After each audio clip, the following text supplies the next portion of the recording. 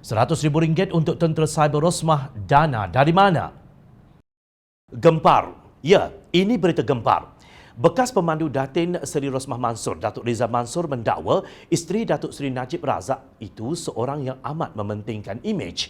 Beliau menyalurkan RM100,000 sebulan untuk pasukan tentera cyber bagi menangkis tanggapan negatif.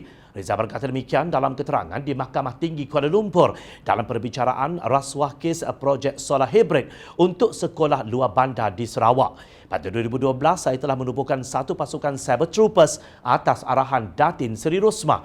Pasukan yang diuruskan oleh saya ini ditugaskan untuk memantau kandungan-kandungan media sosial yang kritikal atau memberikan persepsi negatif terhadap Datin Seri Rosmah. Dakwanya seperti dipetik media. Rizal berkata Rosmah sangat mementingkan imej, reputasi dan tanggapan terhadapnya sebagai seorang isteri Perdana Menteri. Datin Seri Rosmah sentiasa mahukan publicity dan liputan media ke atas aktiviti-aktiviti yang dijalankan oleh beliau, dakwa Rizal. Sebelum itu, pasukan pembelaan Rosmah memohon mahkamah supaya melarang laporan media dibuat terhadap keterangan Rizal. Bagaimanapun, permohonan tersebut ditolak oleh Hakim Muhammad Zaini Mazlan.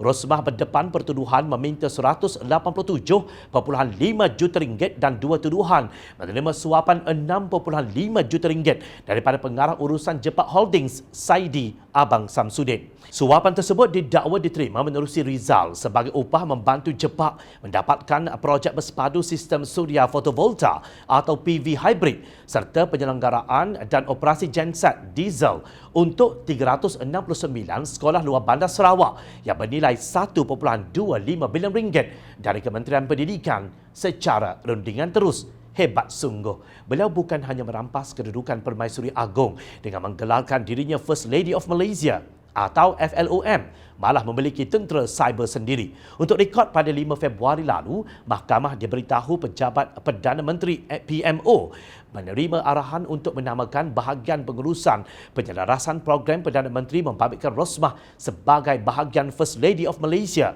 Bagaimanapun, pengarah bahagian keurusetiaan dan pengurusan perkhidmatan PMO, Huzairi Zainal Abidin berkata tiada sebarang dokumen yang boleh menunjukkan penubuhan FLOM kerana ia hanya berdasarkan arahan lisan dan membabitkan kegunaan dalaman PMO sahaja. Bahagian FLOM ditempatkan di bangunan PMO bersama semua pegawai dan kaki tangan serta turut dimasukkan ke dalam direktori laman web PMO ketika itu. Namun, penggunaan nama FLOM itu menjadi isu yang besar kerana ada pihak yang beranggapan gelaran FLOM adalah untuk Permaisuri Agong, katanya lapor Berita Harian. Huzairi berkata berikutan isu itu nama FLOM ditukarkan kepada bahagian khas pada Ogos atau September tahun yang sama bagi mengelakkan salah faham. Namun fungsinya tetap sama. Menurut saksi tersebut, bahagian itu tidak mempunyai bajet tersendiri untuk pengajuran program, tetapi pegawai dan kaki tangannya layak dibayar tuntutan perjalanan dan kerja lebih masa sekiranya perlu mengurus atau menghadiri majlis seperti yang diarahkan. Katanya bayaran gaji kaki tangan dan pegawai bahagian itu dibuat di bawah PMO dan perlu melaporkan tugas mereka kepada Datuk Siti Azizah Sheikh Abud selaku Ketua Bahagian Khas. Huzairi menjelaskan sebelum pemerintahan Najib, isteri Perdana Menteri hanya diberi bantuan seorang setiausaha sulit khas yang berperanan untuk menyelaraskan program yang perlu dihadiri.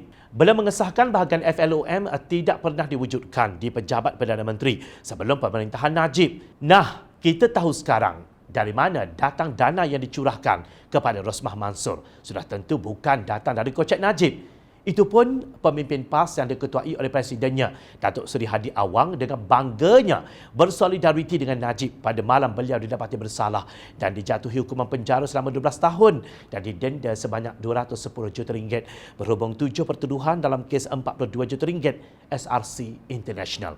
Kalau ini bukan kleptokrasi, apa namanya? Rakyat memerhati.